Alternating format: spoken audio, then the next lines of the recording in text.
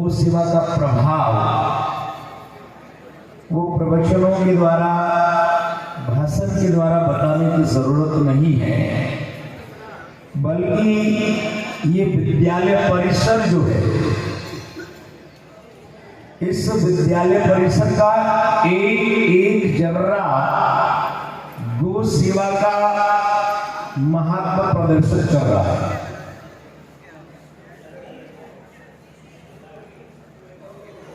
गौ सेवा का क्या प्रभाव है? गाय को कामधेनु कहा जाता है और इस कामधेनु नाम की सार्थकता इस विद्यालय परिसर में हो रही है।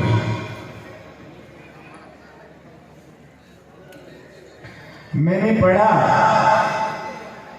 कामधेनु एजुकेशन ग्रुप के जो सीईओ हैं दौलतराम जी सारण, इनसे जब मेरी मुलाकात हुई, इन्होंने बताया कामधेनु विद्यालय के बारे में और इनके द्वारा लिखित एक पुस्तिका में मैंने पढ़ा कि जिस दिन दौलतराम जी सारण ने इस विद्यालय की नींव का पत्थर रखा, उस दिन जब नींव रखने की तैयारी हो रही थी, घूमते हुए कामधेनु का यहाँ आगमन हुआ। और एक महत्वपूर्ण बात देखिए, उस गाय को दौलतराम जी ने एक पशु समझ करके भगाया नहीं, इन्होंने उसको अपनी समृद्धि समझ करके अपना लिया। नींव रखने के समय उपस्थित हुई गौ माता को अपना गौरव समझ करके अपनाया, अपनी संस्कृति समझ करके। भगवान नंद नंदन का आशीर्वाद इस गौ माता के रूप में मेरे यहाँ पहुंचा है, ये समझ करके उस गौ माता को आपने सिर से धारण किया और निरंतर उस कामधेनु की सेवा में तत्पर रहे और उसी सेवा का ये परिणाम 10 मिनट रुक। कुछ ही समय में 10 सालों की सीमित अवधि में इतना नामचीन विद्यालय स्थापित करना किसी व्यक्ति के लिए बड़ा असंभव कार्य है। आज संपूर्ण राजस्थान में कामधेनु विद्यालय का नाम है। अच्छी शिक्षा के साथ साथ अच्छे संस्कारों के लिए, जहां बालकों की क्लास गौ स्मरण के साथ, गौ पूजन और गौ परिक्रमा के साथ प्रारंभ होती है।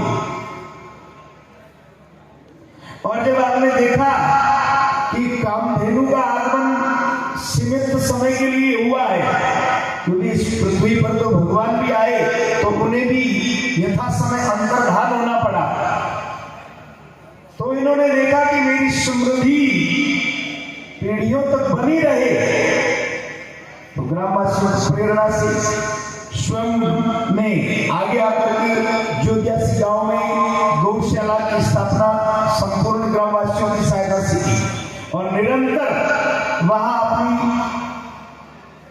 सेवाएं प्रदान कर रहे। और आज भी देखिए कि गौ सेवा के लिए विद्यालय में बड़े बड़े प्रोग्राम होते हैं, बड़े बड़े कार्यक्रम होते हैं, वहां बालकों को डिस्को डांस सिखाया जाता है, उनकी जननेंद्रियों को उत्तेजित करने वाले नृत्य सिखाए जाते हैं। लेकिन दौलतराम जी का ये कामधेनु विद्यालय बालकों को ध्यान सिखाता है, भजन संध्या के माध्यम से परमात्मा के साथ जुड़ना सिखाता है, गौ सेवा सिखाता है और अपनी सनातन संस्कृति से जोड़ने का कार्य कर रहा है।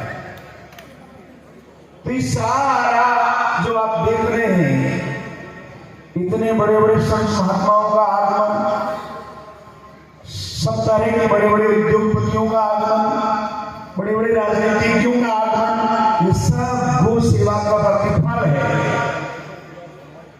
इसलिए हर एक व्यक्ति को गाय को सिर्फ एक पशु न समझ करके गाय को अपने घर की समृद्धि समझे, गाय को अपने घर का गौरव समझे, गाय को अपनी संस्कृति समझे। ऐसा समझ करके निरंतर गो सेवा में हर एक व्यक्ति को लगे रहना चाहिए। महाराज जी ने कहा गावो विश्वस्य मातरः, गाय विश्व की मां है। किस तरह से गाय विश्व की मां है? गीता में भगवान ने कहा यज्ञाद भवति पर्जन्यो, यज्ञ से बरसात होती है, बरसात से अन्न होता है और अन्न से संपूर्ण जीव समुदाय उत्पन्न होता है और समृद्धि को प्राप्त होता है। लेकिन वो यज्ञ जो है, जिस यज्ञ के प्रभाव से बरसात होती है, वो यज्ञ गाय की घी दूध दही से संपन्न होता है। गाय का घी दूध दही नहीं होगा तो यज्ञ नहीं होगा, यज्ञ नहीं होगा तो बरसात नहीं होगी, बरसात नहीं होगा तो अन्न नहीं होगा, अन्न नहीं होगा तो जीव समुदाय, कोई लिविंग एंटिटीज नहीं होगी। इसलिए महापुरुषों ने वेदों में घोषणा की कि गाय संपूर्ण विश्व की मां है।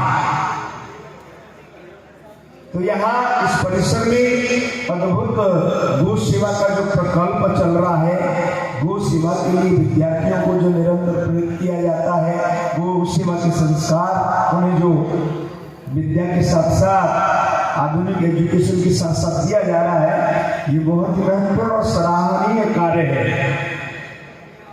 जब मैंने सुना और यहाँ के देखा तो मेरा भी मन कर रहा है कि बहुत से लोगों को प्रेरित करूं कि बच्चों को यहाँ पढ़ने के लिए भेजें, ताकि हम लोगों को कहने की जरूरत ना पड़े कि गौ सेवा करो।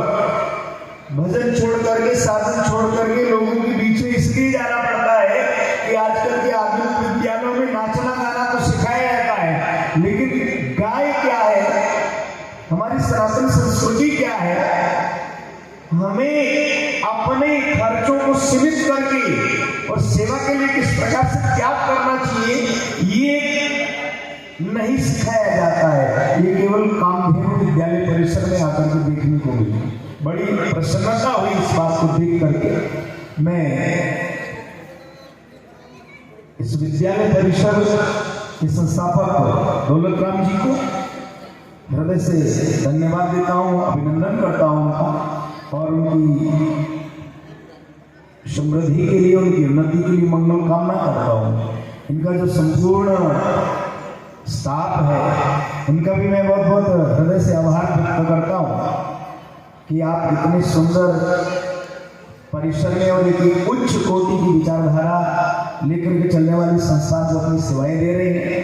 इसके लिए आपका भी बहुत बहुत धन्यवाद, और बहुत बहुत धन्यवाद करता हूँ सभी अभिभावकों को जो अपने बालकों को इस कामधेनु विद्यालय, जहाँ पहला पाठ गो सेवा का सिखाया जाता है, अपने नौनिहालों को पढ़ने के लिए आप भेज रहे हैं। इसके लिए आप भी का बहुत बहुत धन्यवाद, और बहुत बहुत धन्यवाद करता हूँ मैं ओम जी मुंडेल का। आप किसी तपस्वी से कम नहीं है, क्योंकि आप प्रतिदिन 365 रात्रि में आप नींद निकालते हैं, और गीता में भगवान ने कहा है कि योगी सचेत रहता है। इस रात्रि में जब भोगी लोग जगते हैं, सो जाते हैं, तो योगी ओम जी से तपस्वी जिनके मन में गो सेवा की लगन है, गायों के संरक्षण और समृद्धि का संकल्प है, निरंतर अपने भजनों के द्वारा, अपने ओजस्वी व्यक्तित्व के द्वारा अनेक प्रकार से लोगों को आप जो गो सेवा के लिए प्रेरित कर रहे हैं, इसके लिए निसंदेह रूप से आप बहुत ही धन्यवाद के पात्र हैं। और भगवान से प्रार्थना करते हैं कि आपका ये सद संकल्प निरंतर आपके हृदय में जागृत रहे, और आपके भजनों के माध्यम से सैकड़ों, हजारों, लाखों लोगों के हृदय में ये संकल्प प्रकट हो, ऐसी कामना भगवान के चरणों में करता हूँ। और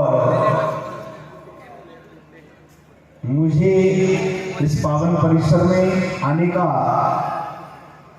अवसर गो माता के आशीर्वाद से प्राप्त हुआ, ये मैं अपना स्वयं का बड़ा सौभाग्य समझता हूँ।